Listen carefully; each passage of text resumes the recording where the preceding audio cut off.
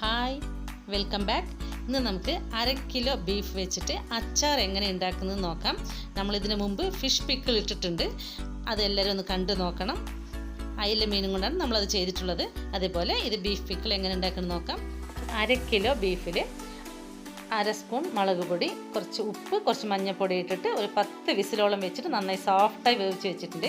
അതിലേക്ക് ഒരു 15 അല്ലി വെളുത്തുള്ളി നടുക്ക് കീറിയത്, കുറച്ച് കറിവേപ്പില, കുറച്ച് ഇഞ്ചി, ഒരു 5-6 പച്ചമുളക് നടുക്ക് കീറിയെടുത്തത്, അതേപോലെ തന്നെ കാശ്മീരി ചില്ലിയും സാധാരണ ചില്ലി പൗഡർ രണ്ടും കൂടിയിട്ടുള്ള ഒരു 3-4 സ്പൂൺ മുളക് പൊടി എടുത്തിട്ടുണ്ട്. നിങ്ങളുടെ എരിവിനനുസരിച്ച് എടുക്കാം.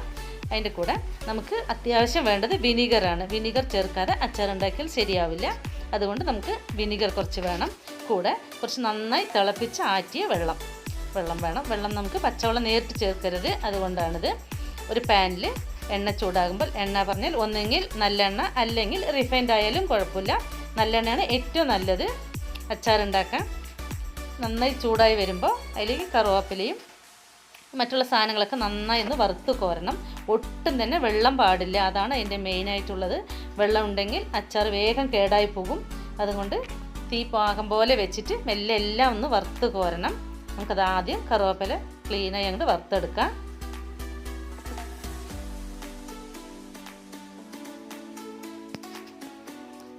അതിലുള്ള വെള്ളം മുഴുവനും വാർന്നു പോകണം. നമുക്ക് ആ പൊട്ടൽ വരുമ്പോൾ മനസ്സിലാക്കാൻ പറ്റും. വെള്ളം മുഴുവനും പോയി ചെറിയ ശബ്ദം മാറ്റം വരുമ്പോൾ മനസ്സിലാക്കാം. അതേപോലെ തന്നെ വെളുത്തുള്ളിയും നല്ലപോലെ ഒന്ന് വെള്ളമില്ലാതെ ക്ലീനായി അങ്ങോട്ട് വറുത്തെടുക്കണം. നമ്മുടെ ഇതിന് മുമ്പുള്ള ഇട്ടിട്ടുള്ള അയില മീനിൻ്റെ പിക്കിളൊന്ന് കണ്ടു നോക്കണം. എല്ലാവർക്കും കൂടുതൽ പേർക്കും അത് ഇഷ്ടപ്പെട്ടിട്ടുള്ള ഒരു വിഭവമാണ്.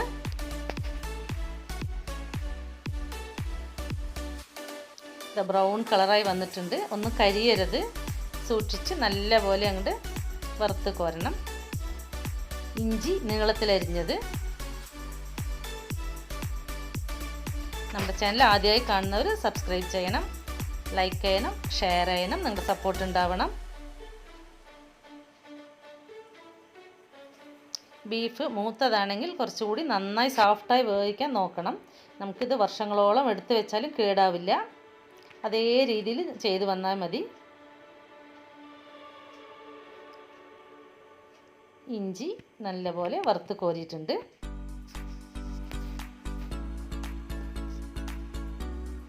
പച്ചമുളക് എണ്ണയിലിടുമ്പോൾ സൂക്ഷിക്കണം, കുറച്ച് മാറി നിന്നിട്ട് വേണം ഇടാൻ. അത് ചിലപ്പോൾ പൊട്ടിത്തെറിക്കും, അതിൻ്റെ കുരുക്കൾ പൊട്ടിത്തെറിക്കാൻ പറ്റും. അതുകൊണ്ട് ഒന്ന് മാറി നിന്നിട്ട് ഇടണം. ചെറിയ കുട്ടികളാണെങ്കിൽ പ്രത്യേകം ശ്രദ്ധിക്കണം, എണ്ണയിൽ പച്ചമുളക് ഇടുമ്പോൾ പൊട്ടിത്തെറിക്കും.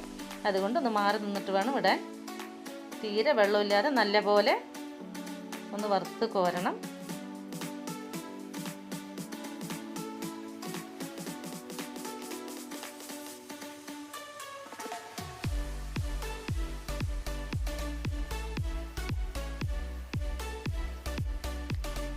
ശരിക്കും നമുക്കൊരു 200 ഗ്രാം എണ്ണയോളം വേണ്ടി വരും. അപ്പോഴാണ് എണ്ണ മുങ്ങിയിരിക്കണം അച്ചാർ, അപ്പോഴാണ് എണ്ണ കേട് വരാതെ ഇരിക്കുക.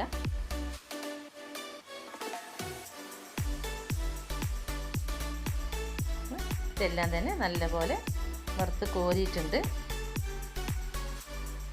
അതിലേക്ക് നമ്മൾ ആദ്യം ഉപ്പിട്ട് വേവിച്ച് വെച്ചിരിക്കുന്ന ബീഫും അതേപോലെ ഒന്ന് വറുത്ത് കോരണം. അതിലും ഒട്ടും വെള്ളം പാടില്ല. മീഡിയം ഫ്ലെയിമിൽ വെച്ചിട്ട് മെല്ലെ വറുത്ത് കോരുന്നതാണ് നല്ലത്, കരിഞ്ഞു പോകരുത്.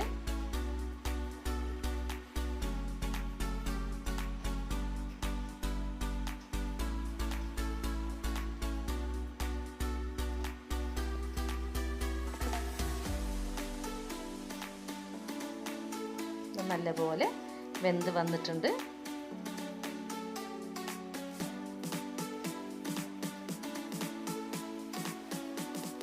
ഉപ്പും എരിവും നിങ്ങളുടെ ആവശ്യത്തിനനുസരിച്ച് ചേർക്കണം. ചിലർക്ക് ചിലപ്പോൾ കൂടുതൽ എരിവും പുളിയും വേണ്ടിയിരിക്കും, ചിലർക്ക് കുഴപ്പമില്ലായിരിക്കും. അതുപോലെ നമ്മളുടെ ആവശ്യത്തിനനുസരിച്ച് നമ്മൾ കുറയ്ക്കുക ചെയ്യുക, അതാണ് നല്ലത്.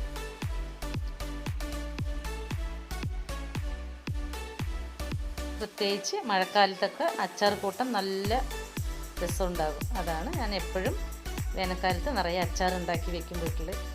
നമുക്ക് അതേ എണ്ണയിൽ തന്നെയാണ് നമ്മൾ മാറ്റി വെച്ചിരിക്കുന്ന മുളക് പൊടിയിൽ ഒരു 4 സ്പൂൺ വിനീഗർ അതിൽ കലർത്തുക.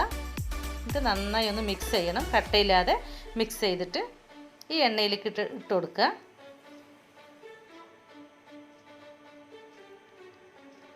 കട്ട കൂടുമ്പോൾ തോന്നുകയാണെങ്കിൽ നമ്മൾ തിളപ്പിച്ചാറ്റിയ വെള്ളം ഉണ്ടല്ലോ അതും കൂടി ഒന്ന് മിക്സ് ചെയ്താൽ മതി.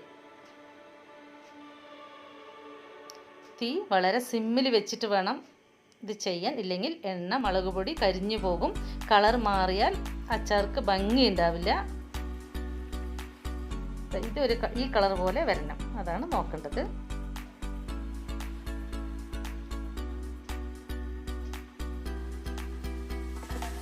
പാത്രത്തിൽ കുറച്ച് വെള്ളം ഒഴിച്ച് കഴുകാം. നമുക്ക് അച്ചാർ എപ്പോഴും മുങ്ങിക്കിടക്കണം, അതുകൊണ്ടാണിത്. കുറച്ച് വെള്ളം ഒഴിച്ചിട്ടുണ്ട്. നമ്മൾ തിളപ്പിച്ച് മാറ്റി വെച്ചിട്ടുള്ള വെള്ളം ഒഴിച്ചു കൊടുത്തിട്ടുണ്ട്.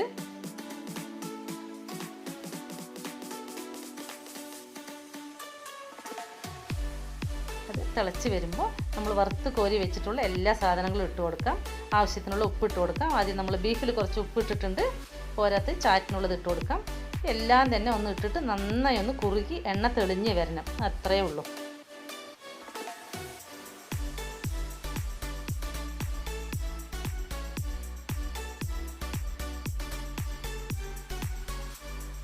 എല്ലാവരും ഒന്ന് ട്രൈ ചെയ്ത് നോക്കണം.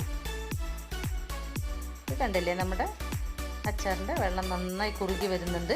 എണ്ണ തെളിഞ്ഞ് വന്നാൽ അതിൻ്റെ പാകമാകും, അത്രയേ ഉള്ളൂ.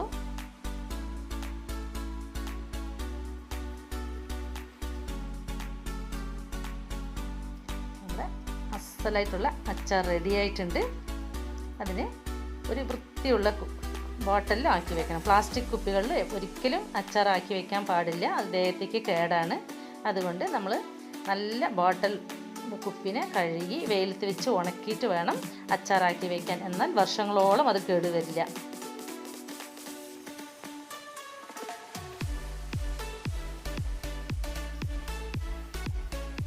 എണ്ണ എപ്പോഴും തെളിഞ്ഞിട്ടുണ്ടാവണം.